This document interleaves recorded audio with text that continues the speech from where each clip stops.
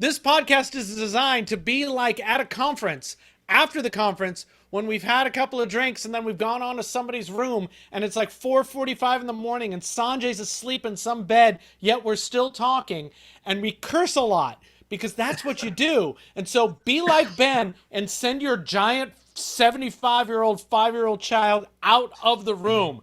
Tonight on Reef Beef, we have our special guest and friend Craig Bingman. Welcome to the show.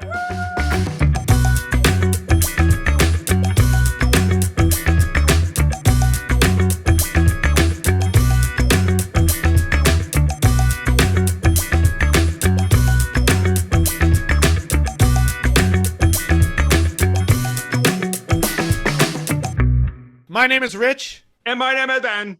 And tonight we've got our special guest, Craig Bingman. This episode brought to you by saltwateraquarium.com and Biota. 3-time. You are our 3-time guest. Just 2 more times and don't I get a jacket like Saturday Night Live? No, 2 more times and you just replace me.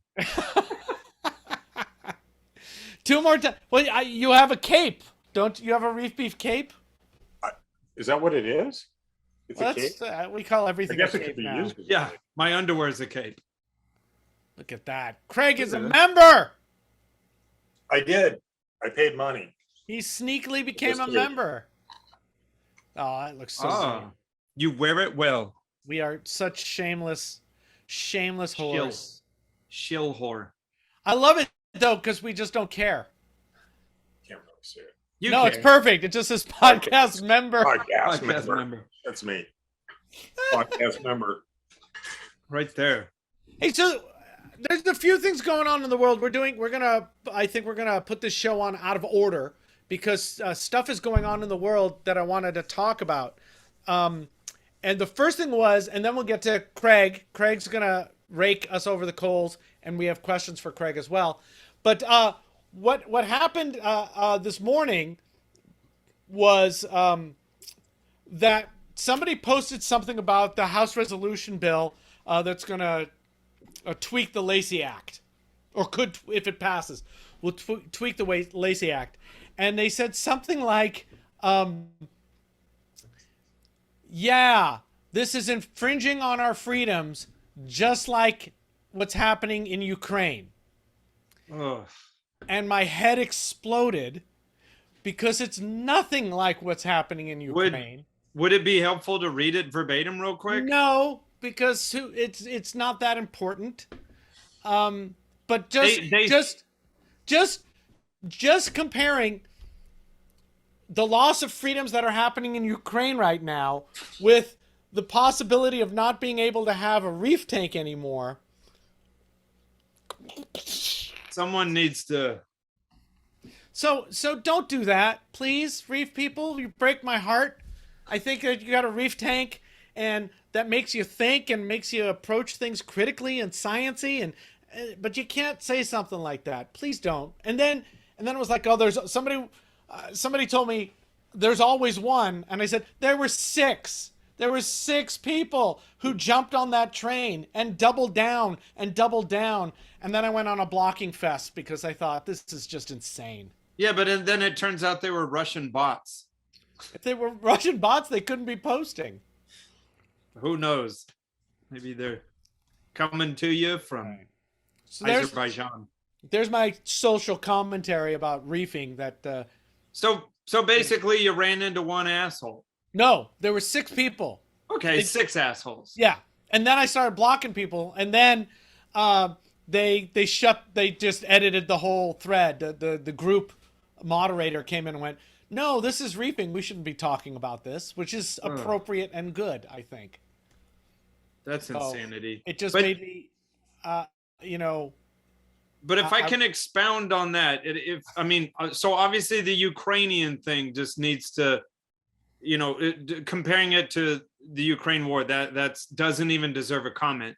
But let me double back to the people saying they're taking our freedoms, and what I have to say, which I think we've beaten that horse, is that this is just how it's going to go. And you know, unless we've said it many times, unless we get our own house in order, these things will be decided, you know, for us. So I think the aquarium industry needs to put together some governing body like the reptile industry has, post haste, and like yesterday, like not tomorrow. Yeah, I agree. And I think it's funny because there was like a week of all this talk and then it disappeared for 2 weeks. Yeah. And now people are rediscovering it. And so the conversation has to happen again, which is better than it dropping off completely. Hey, there was another timely thing that we should talk about as this episode becomes completely unevergreen. And that's that the somebody did some testing with MMR about Vibrant, and it seems to contain not what it says it contains on the bottle. There's a quaternariamine polymer that's in there, I think is what the ingredient is. And quaternariamines are kind of nasty compounds. I mean, they're surface active, and they're actually in a lot of these biocidal sprays and stuff like that people use. And they're actually responsible for much of the antibiotic resistance that we have now. So bacteria, instead of just becoming resistant to one antibiotic at a time, became resistant to basically everything, because they developed these high affinity pumps that would like pump out basically anything that doesn't belong in the cell.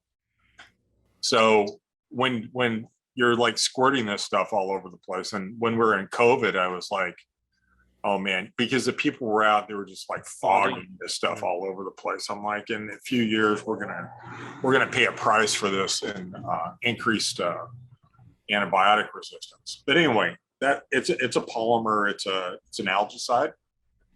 And it apparently works pretty well.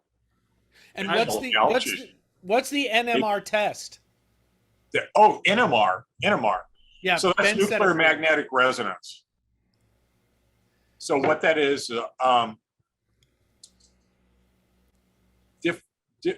different elements have nuclei that spin, and in a magnetic field, you can make a population you can make an energy distance gap between spin up and spin down in a magnetic field. Okay, and then you can like tweak the nuclei with radio frequency, and they will re-emit some free inductance decay thing, and you can reconstruct that from using a Fourier transform. This is getting like way more technical than I wanted it to. But the upshot is you can kind of like put stuff in a magnet and blast it with a radio pulse and listen to the sound that it makes, basically, and do some mathematical magic and tell what elements are present and what their chemical environment is. So the nuclei sense the electronic state of the atoms around them. And so you can tell the difference between stuff that's in a benzene ring and stuff that's in an aliphatic chain like gasoline. You can tell the difference between stuff that's bonded to nitrogen, right, and stuff that's bonded to oxygen. All those things give rise to very characteristic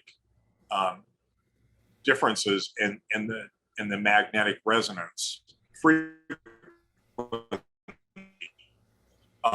the nuclei.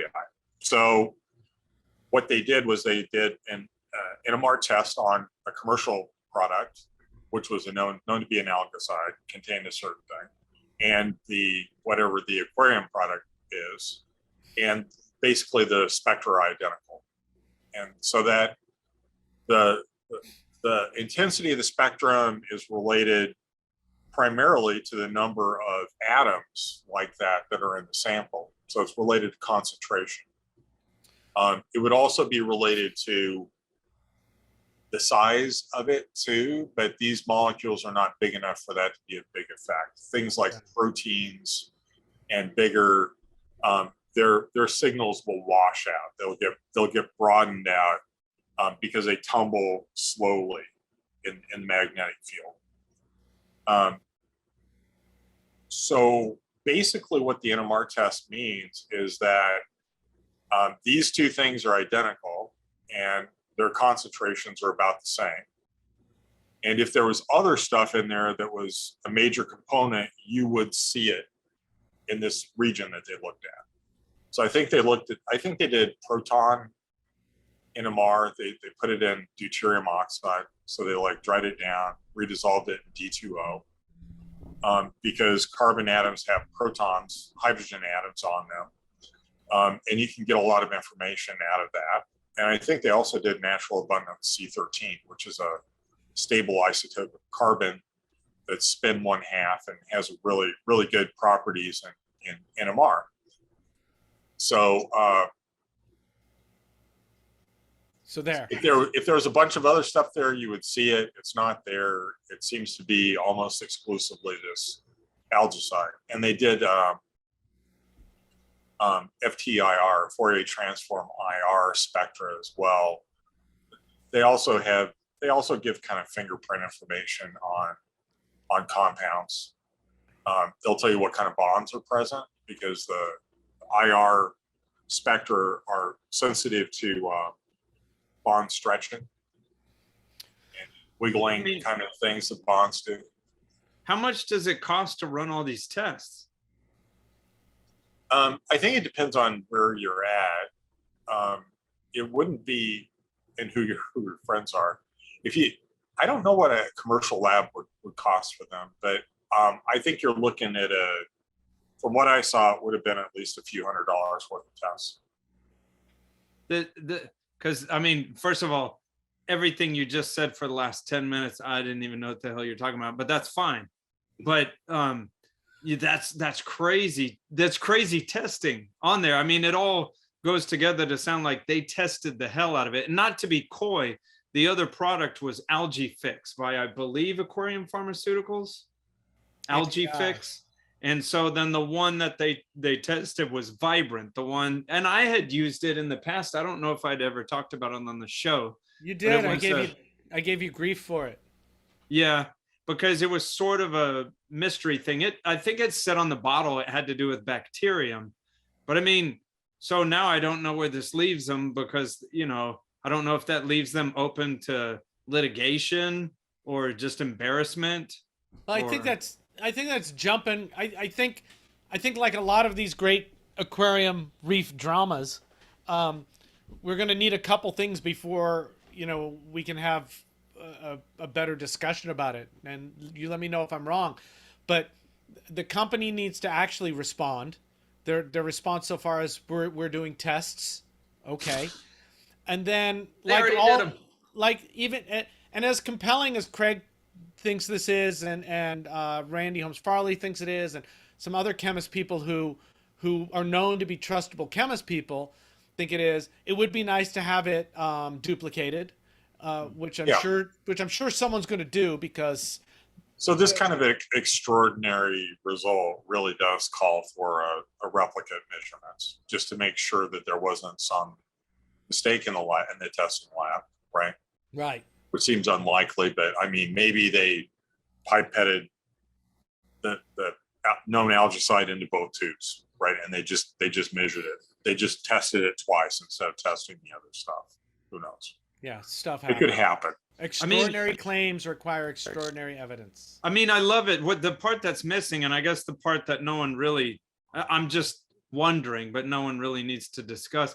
It's like, you know, what was the impetus behind someone like, you know, was it a Craig type person that's a hobbyist that was like, oh, I want to know what's in this, and really just went forth the effort? Is it a competitor? Is it someone that knew, you know what I mean? Like, why would just out of the blue someone's like, I'm gonna, like, it's like a Scooby-Doo episode and they're gonna like get down to it. We did that. I mean, that's what skeptical reef keeping was kind of about. Yeah, I mean, that's awesome. You know, Chris and I did it. So, you know, and we've always encouraged people to do it. This one was, in my opinion, this one was done really robustly. Sounds like it. It was, yeah. I was impressed. So, boom. So that's cool. So They did some know- other colorimetric tests and stuff like that too, that were consistent, or like turbidimetric, that were consistent with the presence of quaternary means. So the whole idea of here's this thing that does what nothing else has ever been able to do, which is what the claim of the product was. And now we've developed this, and then so that immediately, when it first came out, it made me go, made me squint, and then the claims afterwards made me squint even more, because as people started to say that they didn't develop it, they had some biochemists develop it, and the story just started to get all Carl Sagan roll in my grave kind of invisible dragon in my bottle of miracle juice for your reef tank. And then the other thing that happened that made me nuts on it, and I talked about it a couple of years ago, was that people started using it, but immediately everyone started kind of ignoring the negative responses that people's tanks had to it, and only championed and seemed to remember that it works sometimes. So much so that one of the people who, I don't need to trash companies, but somebody put up a video and they said, well, it worked 9 out of 10 times. And I was sitting at my desk like this and listening to the video, and I went, really? 9 out of 10 times? That's an awfully specific number to say, Yeah. which means it's bullshit. Man, and that video's 10th time, damn it. the 10th video's time. gone now. So either we'll find something out about it, or it will disappear quietly into the ether, never to be spoken of again. Well, I like any of these products that, I mean, I don't know who would pay for it or who would do it or who leads the charge, but I'm just saying, if it's not very specific of what's on the bottle, it's just nice to see someone do some hardcore science on there. And hey, it's not against anyone making money or coming up with something innovative, but obviously me with my eco aqua as a background, like, I just think that old flashlight needs to shine on a bunch of places, Yeah, and this is not a new problem in the industry. Oh no. There's Mark Weiss products were amazing for this kind of squintiness. I don't know what kind of a weird nose are you looking for? I don't know what kind of a weird nose are you looking for? Hey, Richard, where do you get your supplies from? I get my supplies from saltwateraquarium.com, Ben. Richard, did you know that the owner of saltwateraquarium.com, Kenneth, his last name is saltwateraquarium.com. So his name is Kenneth, saltwateraquarium.com. I am so glad he snapped up that domain name before somebody else got it. Yep, from birth. Because it's his name. It is. Saltwateraquarium.com is great. They've got the app, which I'd show you, but my phone is being used to record this right now, so maybe I'll take a screenshot of it so you can see what it looks like. The app's great. It makes ordering easy. If you're into your phone, use them. They've got, and we've been using, saltwateraquarium.com since before this podcast existed. They're a great organization, and they've got all kinds of things that will help you out. They've got discounts. They've got cleanup crews that they keep in-house in fishless systems to reduce the risk of getting diseases. Mm-hmm. They've got, whenever I order from them, my orders usually ship the same day. And they've got a bajillion products. What else? What am I missing, Ben? Why do you like them? They have 3 locations across the continental United States that they do this so they can get your products to you really quickly. They have a lot of resources like articles, and you can text them and ask them if they want to go on a date with you, yes or no. You can text them and ask them why they love reef beef. Yeah. You get points for a lot of things. You get points for opening up an account. You get points for making orders. You get points for referring a friend. You get points for giving your social security number, all that kind of stuff. So go check them out down below. When you order from them, mention us. That's always great. And some of the, We should be reading those too. Some people sometimes send us in what they send to Yeah. the sponsors. So we'll try to read those in the future. And we want to thank them. They've been a sponsor with us for a long time, and we Big really time. dig it. Really helps us out. SaltwaterAquarium.com. Check them out. Check them out. I don't know what kind of a weird nose are you looking for. I don't know what kind of a weird nose are you looking for? Yeah. Hey, Craig, I was going to ask you because you brought up resistance. There is a movement that I'm seeing for prophylactically treating mostly anemones now, but it's like spreading to everything with antibiotics, mostly Cipro, and that makes me a little nervous. But what's your take on something like that?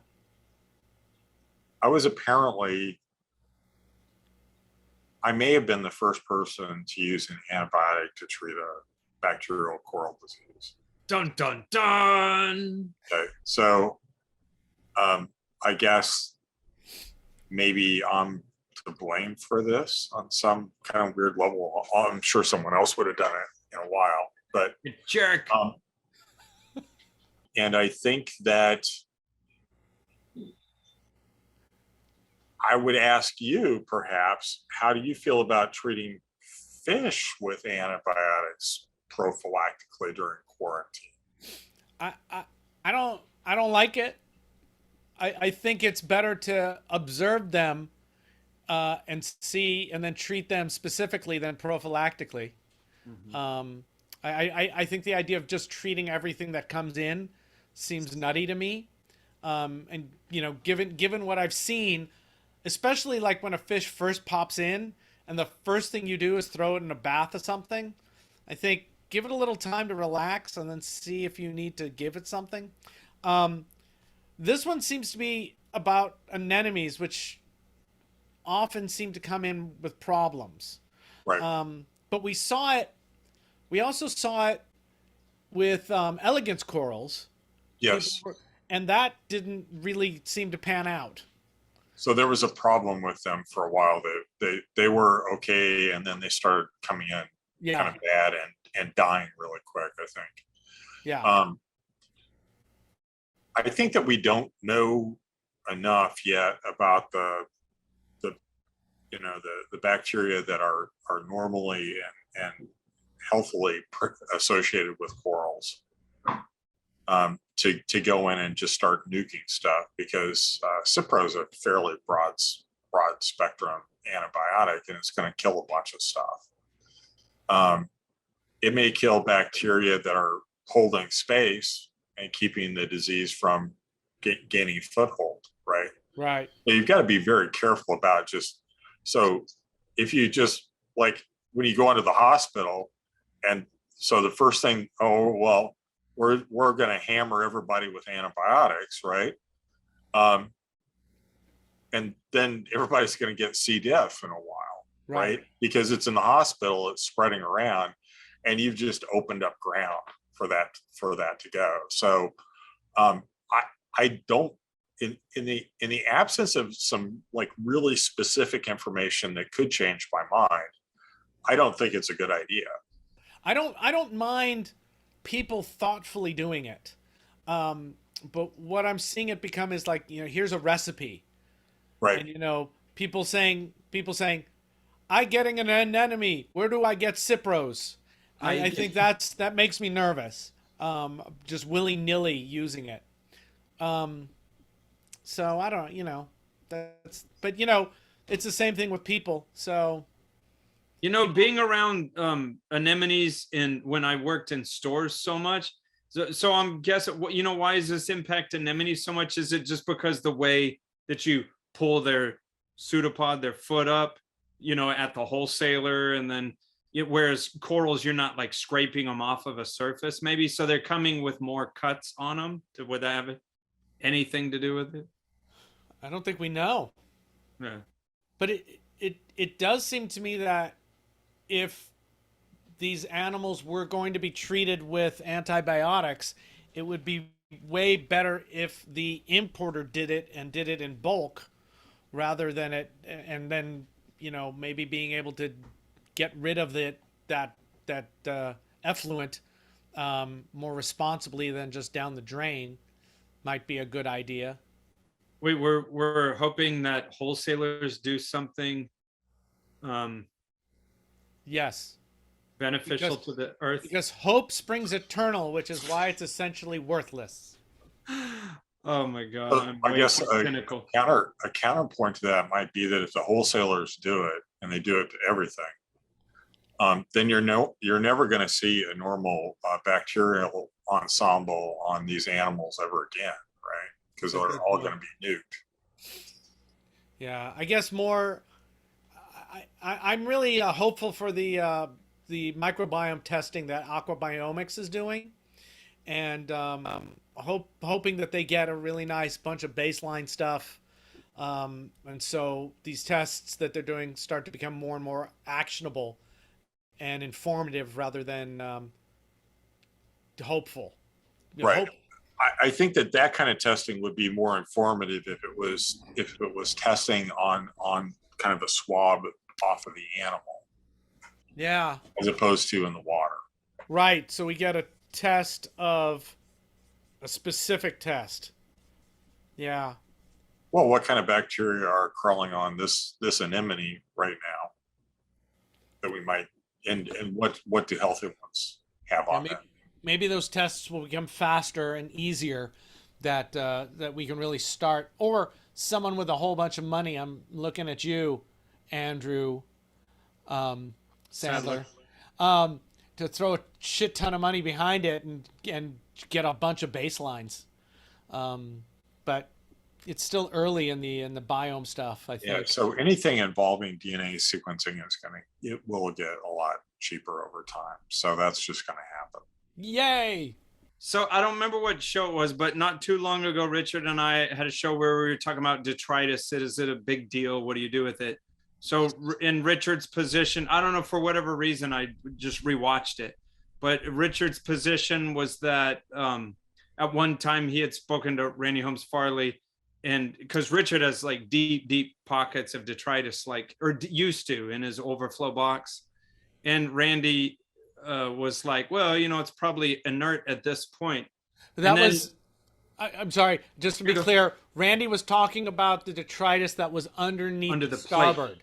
Yeah, under the plate. Yeah. Where I could definitely see that one was. So go on. Sorry.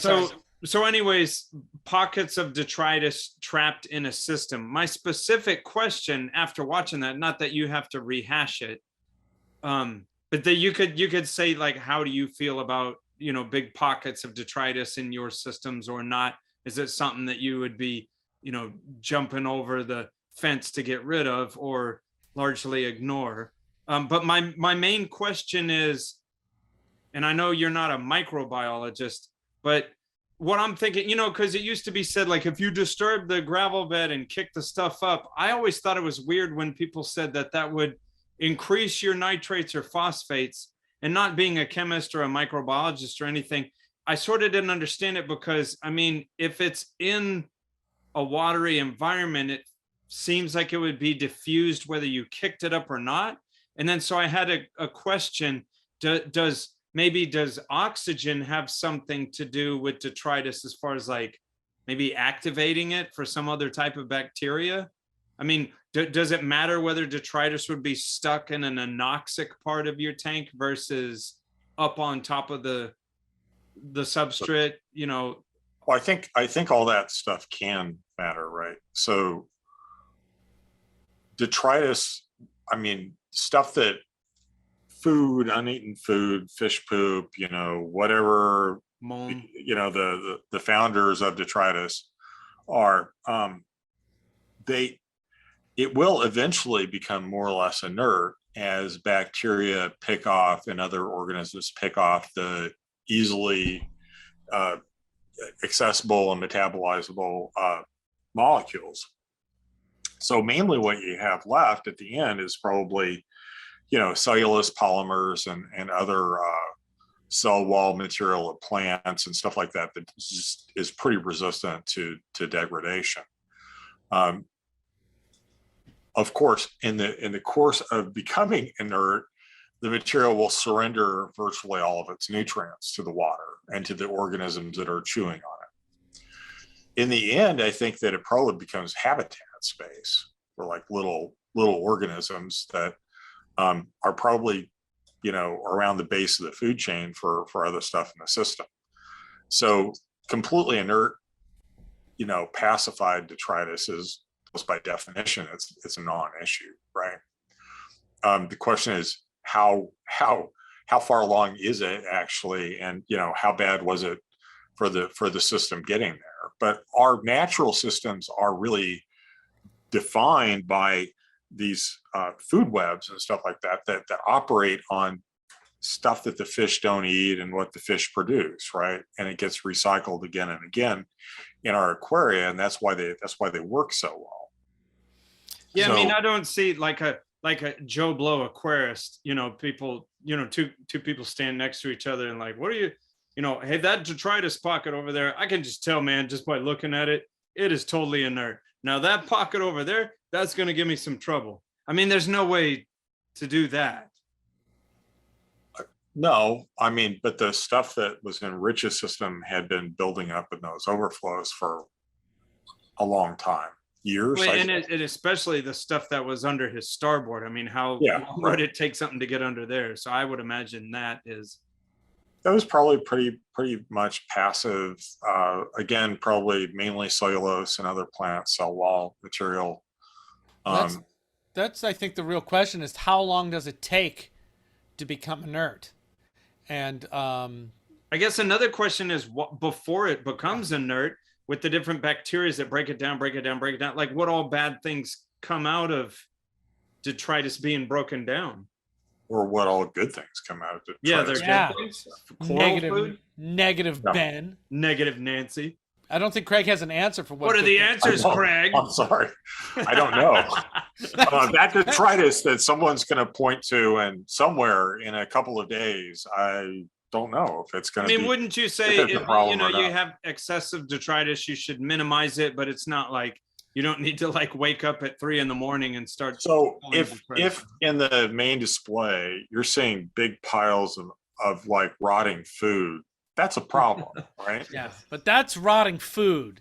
That's different than like what we call mulm. Yeah, right. Beige, whatever. You're usually not going to see that unless you go looking for it, because it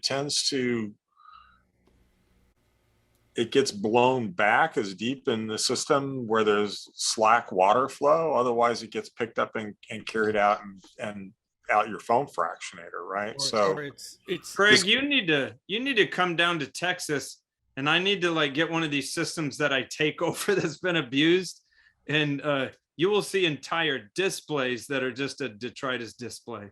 Well, I think that's probably a problem. I'll go out kind of really far on a limb there and say that that's not a good thing. Yeah.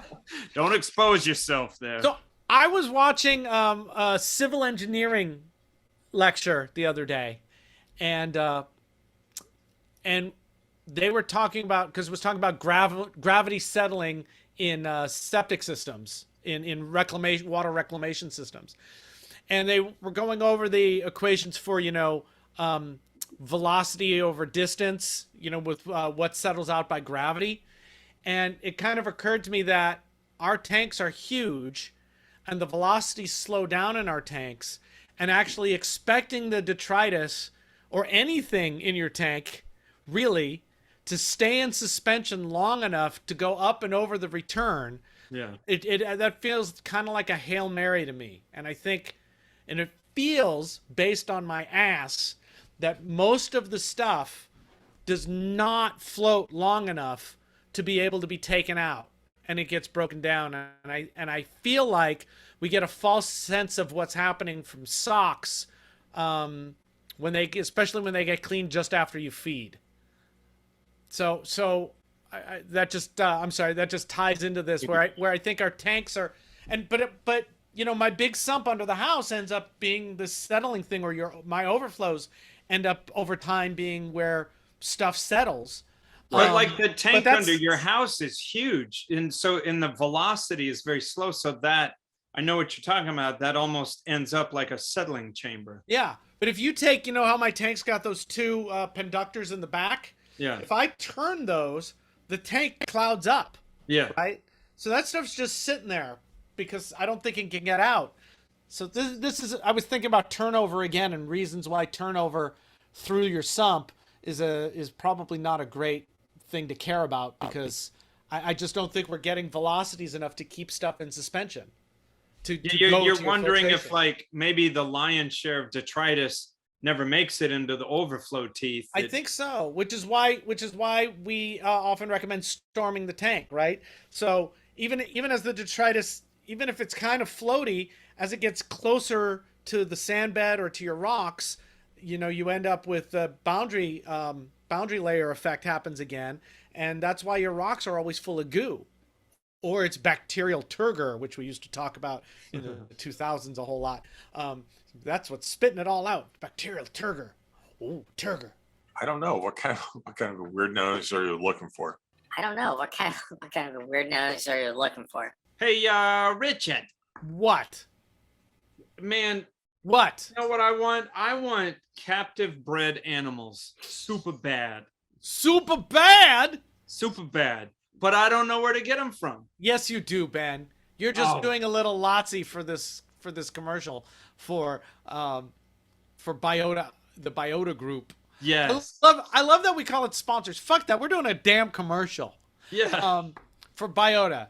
Why do you like Biota so much, Benjamin? I like them because actually I have better luck with the longevity of the creatures that I get from there than when I just order them from, you know, I mix and match. But when I get stuff from Biota, like their Synchiropus splendidus, the Mandarin Dragonette. Am I saying it wrong? I'm never going to tell you. Oh, man. But anyways, so I have a bunch of them out there, and they started off small, and by God, they're large now because they grow and they're healthy, and I love them. Good survivorship, and people are always talking about that they want captive bred stuff. You can get it. So Biota's been around long enough and is not going anywhere. They're doing it right at all their facilities around the world. Tom Bowling, the owner, is a good guy who is like the hobby story, right? He's the breeder who breeds because he loves it, and he's doing it. He's doing the thing that people want, which is providing captive bred stuff to the hobby. So if you're interested in any of the animals that they breed, you should get them from them instead of from the wild to support them. Captive bred stuff is always tenuous to be a producer of it because you have to compete with cheaper stuff that's wild caught. I don't think that the stuff from Biota is all that expensive. I think you should run over there and you should get stuff from them, and you should talk to your local fish store and have them order from it. Let's make this a thing, right? It's always the thing people say they want. Let's jump on this bandwagon and make Biota sing and make captive bred animals easily accessible to everyone in the hobby. Get Biota. Go to the link down below, tell them we sent you, and something will happen. I don't know what kind of a weird nose are you looking for. I don't know what kind of a weird nose are you looking for? In that same episode about detritus, Richard invoked your name, Mr. Craig. I could feel my ears burnt when They you were did. burning It's not your because ears.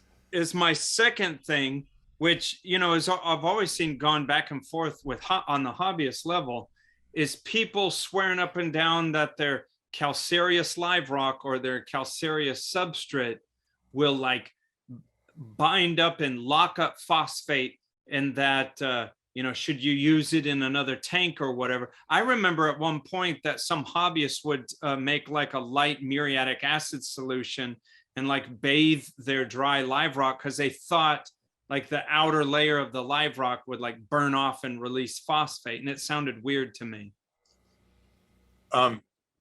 There is some phosphate that gets tied up in these carbonate. Some of the carbonates are formed that are basically pure carbonates. And they're made by coralline algae and corals and stuff like that. And then there's other kind of like mixed stuff. And it can be, you know, inorganic precipitate on bacterial biofilm and stuff like that. and that kind of stuff can contain all kinds of different mineral stuff, and there can be a bunch of phosphate in that. So there Fucking can be some. Now, whether or not rinsing your rock with muriatic acid is a wise move or not, I don't know. I think that you would have had to have abused that pretty badly. two things. First of all, fuck those mud blood carbonates, right? Those dirty, dirty carbonates. We want Yeah. pure carbonate. Mud blood. The when I first heard about the idea of using muriatic acid or acid bathing your rock, it didn't have anything to do with phosphates. It had to do with the idea of opening up the porosity of your rock. And that sounded a little nutty to me in the first as well. So I think it's funny how there's this original idea, and then it just gets stolen, and other stuff just keeps getting put onto it. It's like the phone game. I think The it all phone started game. when somebody like remembered from high school chemistry that if you put acid on limestone, it will fizz, right? And then it was off to the races after. Yeah. So.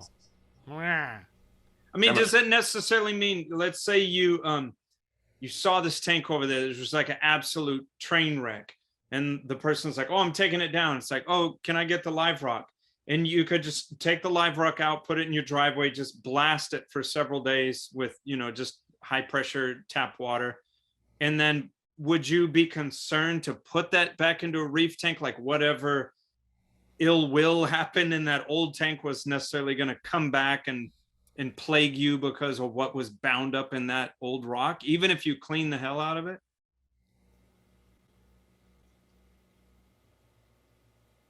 You broken Craig. I broke Craig. Yeah, I'm not sure. I mean, I can imagine scenarios where I wouldn't want to use rock from a system, like if copper had ever been used in it or something like that. I think that would make me a little bit leery about it.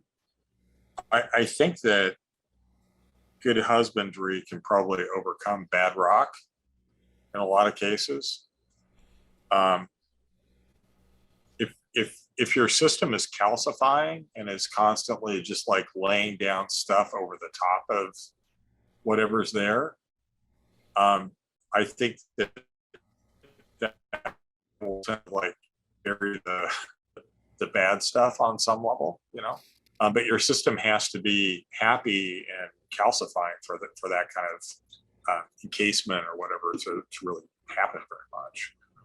Seems as like far it as, could like, be a cop out for rinsing the it just seems like there could be it's not necessarily a surface phenomenon because there is a certain amount of porosity in the rocks, so the bad stuff could be buried at depth and slowly diffuse back out if in fact there was this bad stuff there. Exactly what it is, I'm not sure. I mean, if they're worried about phosphate, I don't think that I'd be tremendously concerned about that. Heavy metals, they medicated it, that could come back out, but I mean, honestly, as a business, that's why, like, and I don't know, I'm not saying it's a sure shot, but like I run like polyfilter, that polybiomarine polyfilter. So like I usually run that just maybe as a catch-all, maybe that 2 little fishies metal absorber thing once in a while. I mean, sometimes I'll just employ stuff like that just because I'm thinking, but I don't even know if it's necessarily working, but I put it there just to be sure. Right. I wish that we had better. I think that we could be doing better with dry rock or synthetic reef rock in terms of like getting it biologically active and maybe encrusted with some desirable animals before we give it to people. And if this driveway rock had been through a process like that, then I'd feel a lot better about it, right? Well, it's got stuff growing on it. I love that. The bioassay is that coralline algae is thriving on this, and there's some other, encrusting organisms on there. So it looks like it's looks okay to me. You just coined a new phrase and I freaking love it. And I am right now going to ask your permission because absolutely. from now Please. on, I'm going to call it driveway rock. I wrote it down. Driveway rock. When I get rock from somebody, I remember Jim Adelberg. He was in Tonga for a year or two, and he shipped me a bunch of live rock, and I stuck it in a tank under the house for 3 or 4 months in water with an air stone, and I did a water change on it every month or two, and just let it. That's where bacterial turgor comes from. That was the idea. Let the bacteria push all the goo out of the rock. That was one of the. I have no idea if that's actually anything, but that was probably not because no one talks about it anymore. I don't think that's a thing, but anyway. Yeah, I don't think so either. But that's what I would do with somebody else's rock is I just let it. We used to call that cooking until somebody actually started cooking their rock, and then we realized we can't call it cooking anymore, even though cooking is way more fun. But even with I got some real Reef rock in a box because I wanted to do some stuff with it, and I put it out in a tub, just sitting in salt water for a month before I started using it. And that's whatever's in it that lets whatever alkalinity spikes that often comes from that push out. It lets some bacteria start to develop. It just seems like an easy thing to do. Right. Yeah, I was in a pet store that was actually, I think I sent you a picture of it. I listened to your podcast about that. Yeah. And, they had some man-made live rock, and they'd gone a little bit farther. They were actually feeding it ammonium chloride to get, nitrification going in the rock, which I was fairly impressed with. It was actually a very nice pet store. What's its name? If you want to. It's in Milwaukee, and I can't remember what the name is off Excellent. the top of my head. Oh, swing and a miss. Now, do you think adding ammonium chloride is a better idea than just adding fish food? It sounds all, and I ask that because it sounds all scientifical, but my dirty, lazy ass mind thinks if you add actual fish food, then you're growing all kinds of stuff, which, as I say it out loud, could be bad as well. Well, right. So I think that some fish food would probably not be a bad idea. It's ultimately what it's going to have to process, right? Yeah. So if you're just adding ammonium chloride, there won't be any phosphate in the system. So the amount of biomass that you can actually form will be limited to whatever phosphorus is in the system to start out with. Now, if you're just looking for stuff to metabolize the ammonia and for energetic purposes, then you could use a lot of it without having very much phosphate around. If I owned a fish store, I would have a big tub of rock, and I'd go to the store and get dead fish and put it in there. No, beef. I would throw beef in it. Beef, steaks. Rotting steaks in your tank. Live rock is really good at making dead fish disappear, right? Right? That's why I think this whole detritus food breaking down, I think it happens so fast most of the time that it just don't use filter socks because it's breaking down. I'd like to see that. I would put murdered customers that asked me dumb questions. I would put influencers. Oh my God. We're sort of in there. We're like asshole influencers. It's an influencer is still an influencer. We're just influencing people that already agree with us. Yeah. I don't know what kind of a weird nose are you looking for? I don't know what kind of a weird nose are you looking for? Craig Bingman is a member of the Reef Beef podcast community, and you too can become a member. If you want, you go to our website, reefbeefpodcast.com, and become a member, and you send some money, and that pays for things like Snowman to have a computer to be able to edit these freaking long ass shows that we record on, And gold chains. and it also we've got a big a big Ask Reef Beef episode coming up. It gives you direct access to us. If you become the top tier member, you can also be on the show. You could name one of my children. You could name one of his children. So, besides all that, I do want to thank everybody for all the support for all this time. We're still growing, which is fantastic. So if you hit like, if you subscribe, but most importantly, if you share us around, we know that this is a stupid fucking podcast. Why? Because it's a weirdly thin audience that's going to dig this kind of podcast. We are not trying to get the audience of new reefers. We are not doing like, hey, look, we went to the aquarium and you should, and look, here's a shark trying to eat us. Oh my God. Let's see how many seahorses I can fit into a kiddie pool. Yeah, we're not doing that stuff. We're talking for reefers who like the cerebral discussion of reef keeping, and we curse like fucking sailors. So the best thing you could do is share us around to places. And especially forums that are religious and don't like us swearing. You can share us to them a lot. That would be very cool. ChristianReefers.com. Some of them would get through. Now, we're not, if you want to go to Christian Reefers, actually not at ChristianReefers.com. I am thrilled with a website called ChristianReefers.com. I am not thrilled with a website that says reefers, not anything about everyone Christian, allowed reefers that end up being Christian without saying it. Totally thrilled, ChristianReefers.com. We love you. And you can have us as guests to your party, and we won't swear because we respect our hosts. We will be kind like Jesus. So, share us around. Sharing us around right now, getting more ears on it is what helps us grow. And growing is apparently a good thing. So thank you. Thank you. And thank you for all the sponsorship and all the support that you've given us so far. We really dig it. Ben's going to read at some point in the future a bunch of reviews of our podcast, which are fucking hilarious. Yep.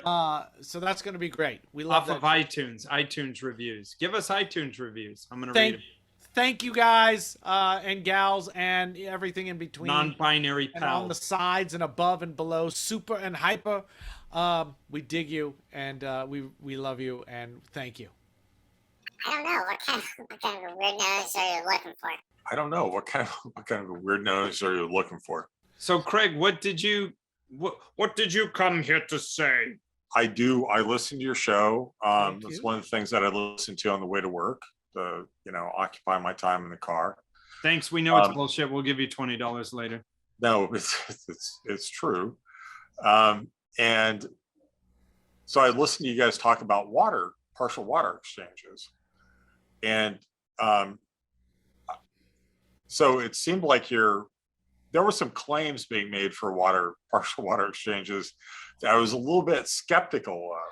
You And I wanted to discuss those with you guys. Squinted. He squinted. So in particular, I think that it was said at some point that you wouldn't have to do anything with water chemistry if you just did enough partial water exchanges. That was Richard.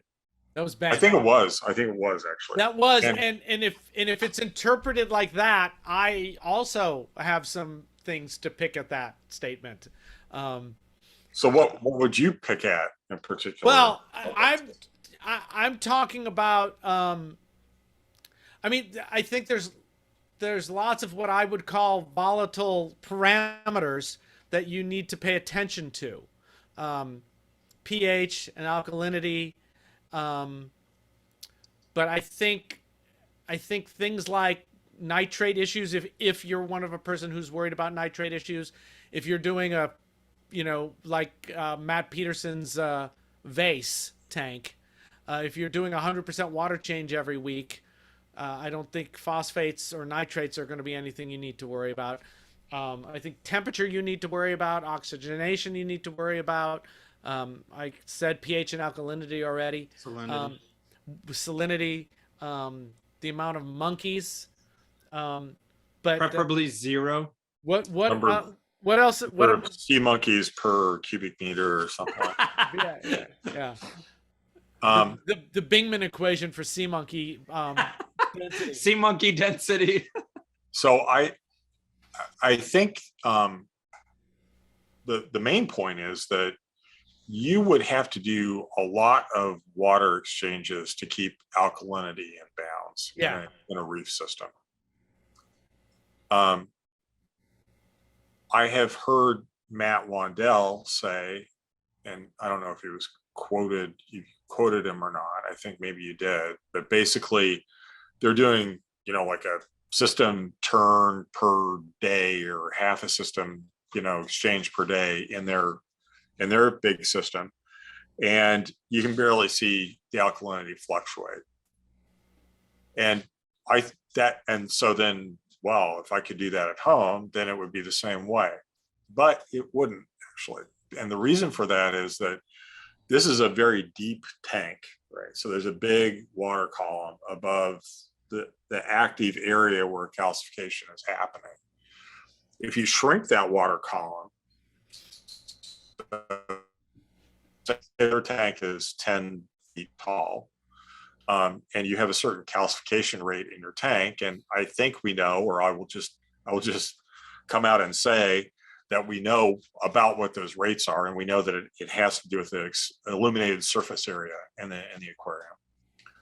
So if he's got 10 feet of water over the coral and you've got like a foot, then you're going to see 10 times larger fluctuation in alkalinity over the course of the day than you would in a really big system. No, Because higher light values. No, it's a just imagine a cube, right?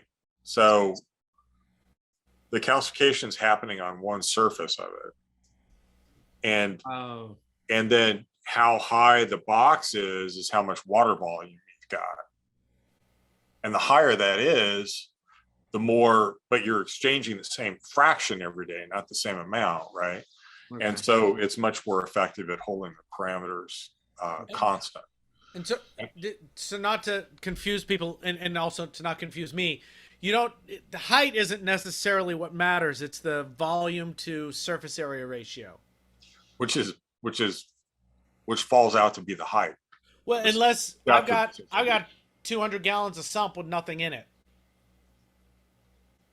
If there's nothing in it, then there's no, it's not calcifying, presumably. Right. Yeah. Yeah. Okay. Great. Yeah. Right. Okay. So if you've got these other compartments in your system, I guess my comments are most cleanly represent a sumpless aquarium. Got it. Yeah. I would agree that yes. I love it when you come on and bust us like this because I didn't mean to bust. No. I mean that is a good thing. No, I just say things, and then someone smarter like you is like kind of corrects me, and I start thinking about things differently. We get caught up in the moment, and we say, and even we who complain about people saying things like fact, end up saying things like fact. And very often the discussion is much. There's more to it than just the easy thing to say, and so. I guess I would say when I say something like, you wouldn't have to do anything, I'm talking about the things that annoy me that I see people caring about, which is basically nitrate and phosphate, worrying about that. And if I think that what I call the volatile parameters still need to be looked after. I agree 100%. And so I guess to cast with slightly different words, the mineral demands of the system are probably too large to be met by partial water exchanges for small systems. And the nutrient issues, though, can be largely addressed by enough partial water exchanges. And amounts of partial water exchanges that people are willing to do, like not change the system 5 times a day, right? I mean, that's nobody's going to do that. But right. I'm thinking of these people that I know Mark Callahan likes to do this on his systems. He'll have like a large saltwater reservoir and you'll do the automatic water change like all day long, not like a water change like what I'm performing, where I come to your house and change a volume of water, and then I don't see you for a week to 2 weeks. It's like that using a dose on an apex to like do Sure, daily sure. or multiple daily water changes. Yeah, that's what I do here. Yeah, And yeah. I think it's I mean that, you know, one of the reasons designing the system with the big sump, you know, 20 years ago now, was to have this big volume of water that wasn't being used by the animals, really. That's a weird way to say it, but it wasn't display, it was just a big chunk of just my volume is now more. Just like Right. a reservoir of other elements. Yeah. And a couple things that might flow into this discussion is I've been doing big 30 liters a day of automatic water changes on my system, which might go up soon. But something that I noticed, and you know, who knows if it's related to something else or not, I also put bio blocks in, you know, the new Genesis blocks by Polyp Lab, that are supposed to be all ceramic and have no aluminum in them, whatever. I did put a bunch of those into my system. But I am seeing nitrates have come down significantly from what they used to be in my system. And I can tell you what that is if you hold on for just a second. Correlation, causation. What? That we always say you did two different things, so now we don't know whether it's the automatic water changes or the Polyp Lab block. Of course, but that's the fun of an actual system versus pretending like things happen the way you think they do in your brain. So my nitrate in 18 was running 90, NO3 minus was running 90, 50, 90, 60. Even in 2021, it was 84 for a while. But now it's coming in at like 30 or 20. The phosphate has come down as well, but that could be lanthanum, the slow lanthanum dosing I'm doing. Or, you know, and I hate to even say this because I hear all these people talking about, you know, are your nutrients in balance? And that's what the main thing is. And maybe Craig could talk about that in general. But, you know, and I am pulling out more algae than I used to 4 months ago. When I changed my lights, I moved when I changed the lights here, I put one of the Radeon G4s on where I grow my algae, and it was a G3, which was 10 years old or whatever. And I also added a light lower down so the algae's getting lit from the bottom. And I'm removing like 1,500 grams of algae every 20 days, which is, you know, and that's shaken out. It's not dried, but it's Sure, right. And that's, you know, that's a 2.5 gallon bucket, you know, pretty pushed in. That's a bunch of algae. So I just said a bunch of words and I don't know what I was saying. And I saw Craig smile at one point, and I'd like to know what he was smiling. No, I was just thinking that, yeah, I mean, all these things can help with the nutrient situation, and you don't have to do just one thing, right? You've got a foam fractionator too, and that's helping out as well. So there's a bunch of tools that people can use, and any one of them doesn't have to carry the whole load. I love that. Synergistic. There was one other comment that I wanted to make about partial water exchanges. Yeah. You're in a pretty amazing position because you have Bob deliver natural seawater to your house, right? 20 years ago, if you'd asked me about this, I'd say, yeah, sure, partial water exchanges. That's a great and easy and kind of like a no-brainer thing. But recently, I've heard a number of cases of even fairly well-regarded, at least historically fairly well-regarded salts that have had real problems with them, and they've caused mortality in reef tanks, and it's because they were not right. You know, I mean, that someone screwed up the mix, or the ingredients weren't good, or something like that. And it just seems like that the synthetic seawater world has gotten a little bit more dangerous, I think, than it used to be. And that would give me pause. But you know, I was trying to have some visual aids. Awesome. You can't get this if you're inland, which is actual natural seawater, right? And I have to say that I have no connection with that product whatsoever. That It was really- for the people who are listening. That was a box of natural salt water that you can buy at the store That's right. from Julian from Two Little That's right. Fishes. And when he first started doing this, I was like, yeah, well, whatever. And then I heard a number of these like salt incidents, and I was like, that sounded like a little bit better idea to me all the time, right? And you know, you don't have to mix it up. You just do the partial water. So I think for systems of a certain size, that's a really attractive way to go. I agree. It's like Bob, but he's in a little box. Yeah. Now, Dude, Bob. you know, there are potential problems with that too. You know, if Bob collects during an oil spill and doesn't know it, I'm fucked. Yeah. If Julian, right. if Julian is, you know, if the sewage at Cocoa Beach comes out and they don't know it when they're doing their water, there's a problem there. So I think you can only protect yourself as much as you can protect yourself. You know, you got people saying, you know, buy as much salt at the same time as you can that you can store, because you know that is, once you use some of it, you can make a pretty useful assumption that it's going to that batch is not going to. A salt manufacturer told you that. Fuck you. So that's an interesting thing too, because salt at like ambient temperature with no big temperature fluctuations is pretty stable. But if it's out in your garage or something and you're in Wisconsin and it gets hot in the summer and really cold in the winter, all salt has about 10%, not all salt, most synthetic seawater mixes have about 10% water hydration.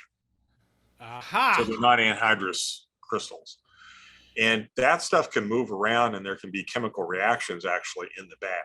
And that's pumped by temperature changes. You know, it's like on a hot day, if you've got a container of whatever outside, you'll see like condensation forming on the top if it's in the sun when it's getting hot, the water's evaporating and condensing off the top.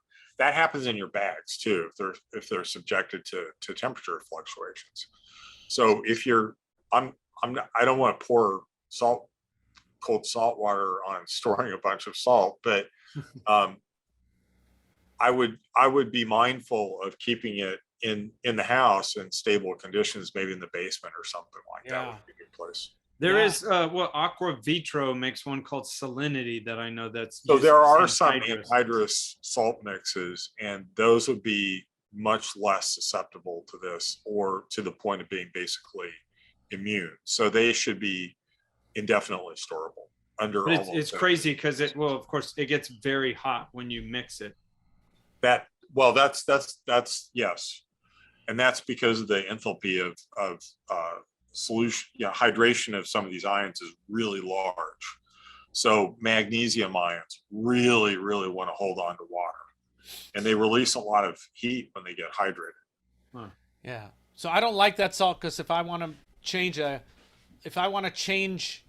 add 4 cups of salt to bring up my salinity, whatever I know that's going to bring up, I don't want to use the anhydrous, because it heats up. Because of the temperature. Yeah. Yeah.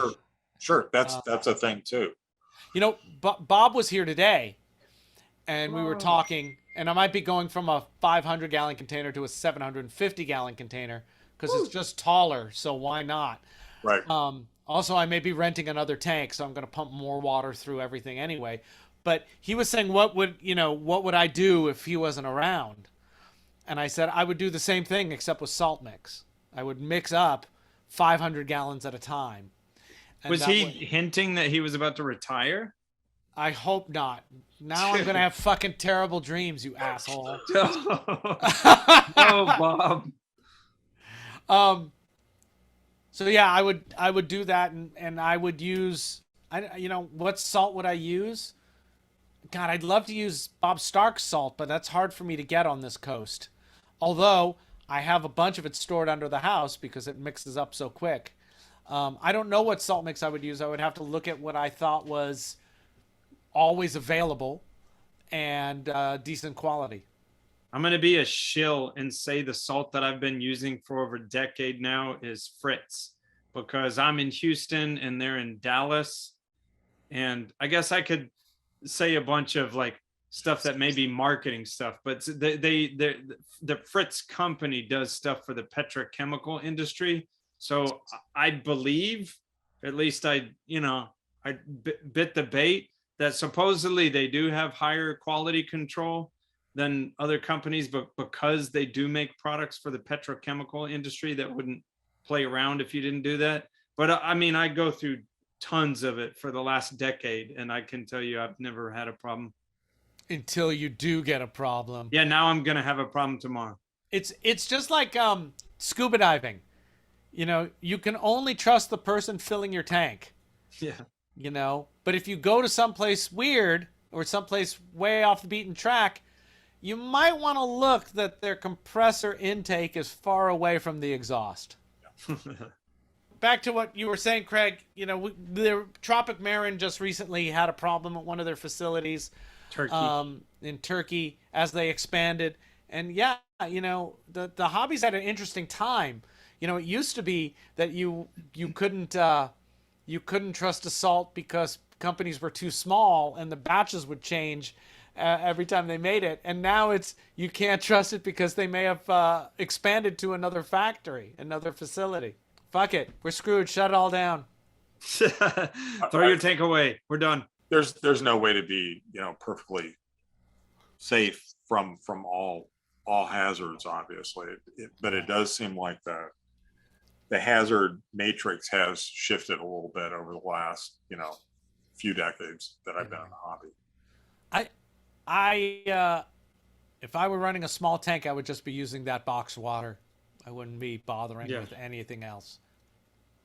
Hey, Craig, can I pass a scenario by you of something that I do and you tell me whether it's dumb or not? Okay. Okay, so I use a vast... It's dumb. It's dumb. I just started, Richard. It's dumb. My name is Craig Bingman. It's dumb. You don't sound like Craig.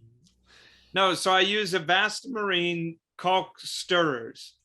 And you know, I've always been meaning to not do this, but I do have them tied to the top off. Okay, so you know, obviously the it needs top off. So what I do is I don't run a fast pump through them. Obviously, that plus caulk washer would be a recipe for disaster. So I use bulk Reef supply peristaltic pumps. So when it does top off and goes through the caulk stir, it goes slowly no matter what. Okay. So there's that. So what I'm asking you is, I do this thing, and I guess it's because I'm not doing it as a hobbyist, and I go to someone's tank, and I have to kind of do my stuff quickly and move on to the next thing. So what I've been doing is, you know, when you visit it the next time, the time before you had put fresh caulk in there, and it slowly stirs it and slowly pours stuff through it, RODI water.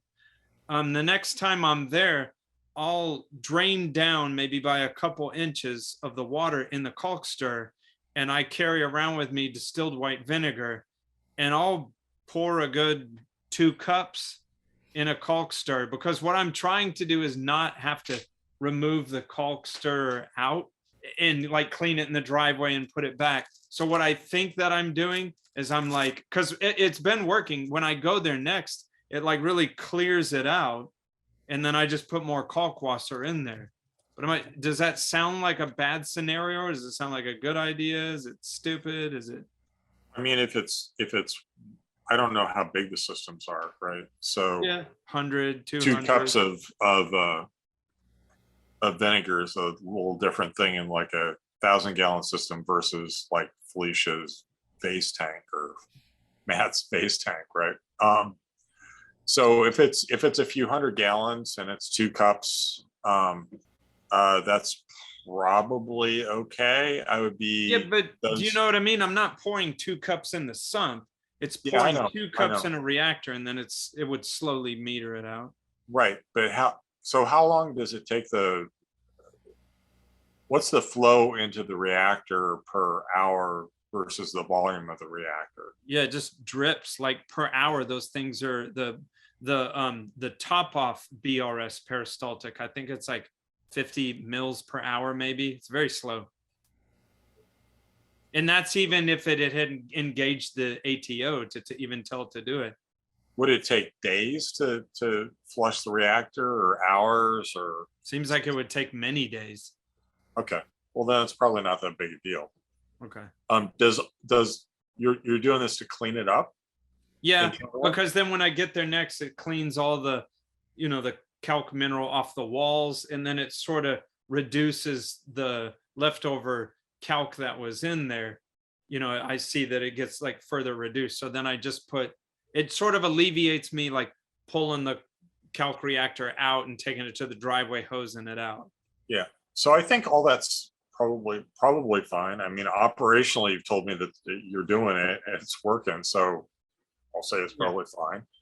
The comment that I would make is people used to use lime water to reject some pollutants, right? So it turns out that phosphate is really not very soluble in saturated lime water.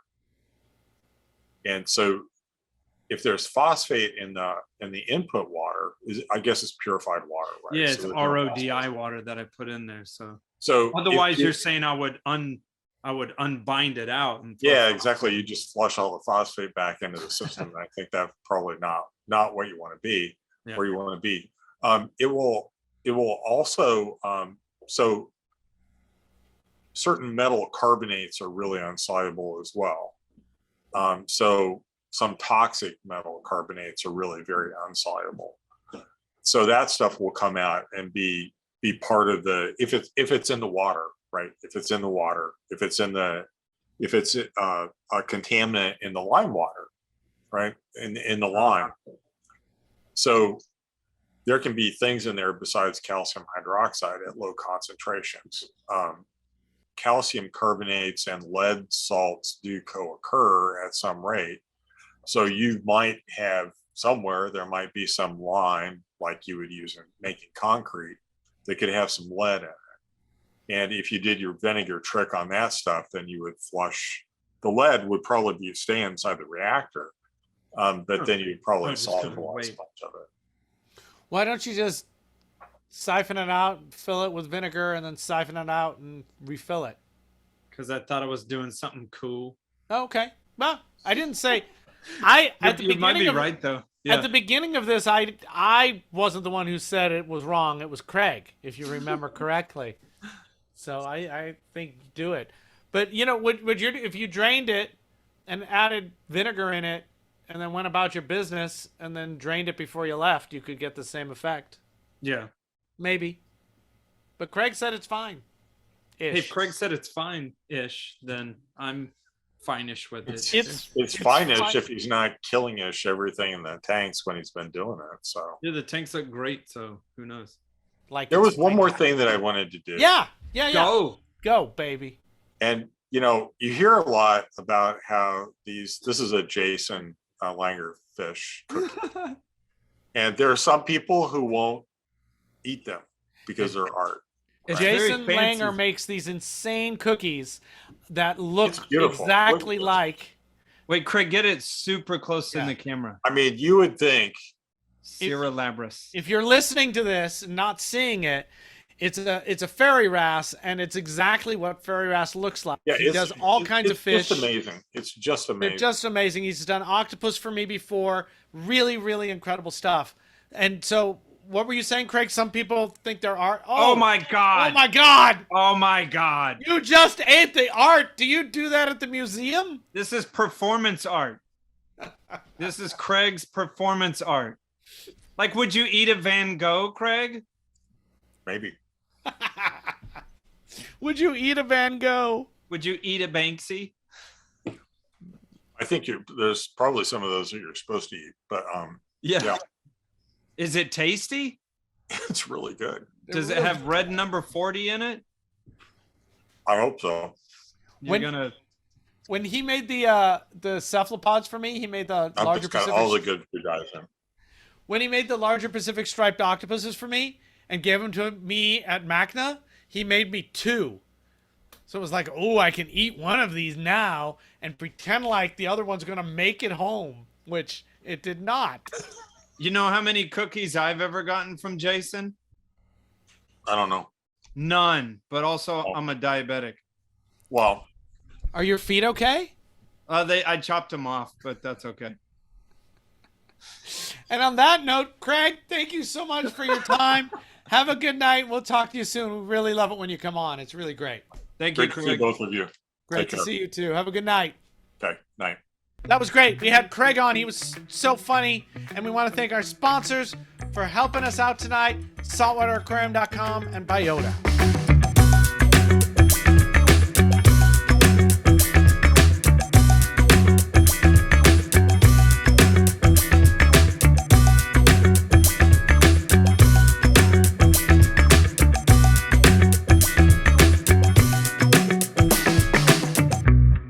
I like your face. I love your face. Got it. Hey, question. Answer. So Penises. it's true. Hey guys, I have marble one. Marvel Run. Really? Yeah. Like Marvel Comics? Marble. Oh, Marble. Like a 3-dimensional It's like- racetrack for marbles. It's like Oh, mouth cool. crap on crack.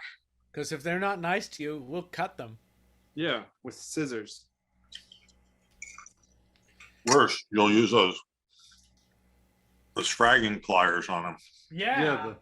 He's going to bust our balls. Bust our balls like it's Magna. No, it's not. It's not like. Oh, shit, yeah. And what's even better is that you've got the background blur on. So Yes. only part of that shows, which is Right. perfect. Yeah. Yeah. Anyway. So let's do this on the show. Okay, let's do this on the show. Get that giant freak kid out of here. He brought me a beer. We're about to swear hi. and stuff. Grant, say hi. Grant, get the fuck over here. That's right. He's gonna get mad at me because I cuss. He goes, You be "Dad, like that's Ben, fun." people of the reefing world. That'll be good. Hey, can Anything- I ask a question? Yeah. I think you just did. Yeah. There we All go. right, so right now there. it's my turn now because you just asked yours. Oh crap. What else do we need to do? Like some weird noises. Oh my God, my dad is dead and buried. Thank God. I know. Thank I'm God. glad he's finished dying. It's been like years where I've just been, it's been 10 years since he had a heart attack. And I've just been kind of waiting for him to die. And, which is awful. But you know? love him. But, yeah, but, you know, whatever. I mean, you know, the last year has been really hard as his brain's degraded. And so we finally had the funeral a month after he died. That was my fault, but that's fine. And it was great. And it was great. It was as great as a funeral can be. Did he And- get cremated or buried? Yeah, he got cremated. Oh, dude, you should put him in a frag plug. I'm gonna make some glass stuff out of some of his ashes. Oh, that is crazy. Maybe a frag plug is a funnier idea. I'll do that too. Don't And- do it, Bacillopora demicornis. That's an insult. Okay, I won't do it. And now that all that's over, I feel kind of like my old self this week, That's which awesome. is fantastic. I mean, that sounds weird that a death would lift weight off your shoulders, but Well, honestly, but he, you know, given the situation. he's not been him yeah. in 6 months. So, so there. So there. Put that in the bloopers, bitch. Yeah. How many times can you say your dad died? My dad, I do like, you know, could you pass the salt? Cause my dad died. Dad died. You've been sort of like, sort of. How long are you going to use that? Could for? you fucking forever? And someone cuts you off in traffic, you're like, "Hey, my fucking dad died." No, but if we ever go out to dinner again, it'll be like, oh, would you pick this up? My dad died. Dad died. Yeah, but I was that's doing that. I was doing that to my extended family. who, Yeah. You know, I was like, hey, you know, could you go get me that bagel? Cause my dad died. Yeah. Would you mind grabbing me a towel? My dad died. My dad, exactly. How many times does that work with your wife? And, One. I don't abuse my wife that way because I live with her. Honey, I need a foot rub because my dad died. My dad died. Oh, God, man, you're making me jealous. I can't wait for my dad to die. I'm gonna put some of them up there with my dead cat. You know what's terrible? I just said that because you know what? I just visited with my dad this weekend, and he, honest to God, watches this freaking show. Like I Totally. never asked him to. I never told him to. He watches it. Snowman, please put this in the, and maybe this should be in the bloopers. Maybe the idea of we're trying to find the single way to deal with nitrates and phosphates or whatever is a bankrupt idea to begin with. Who cares about a single way? If Why you were not? gonna ask me, I don't even check them, to be Yeah, honest. but whatever. Why not attack things from multiple directions at the same time? Are we too caught up in this idea of which is the one thing? Maybe there isn't a one thing. This isn't fucking Highlander. This is fucking reef keeping. There shall be one. There can be only a bunch. Yeah, there can be only a bunch.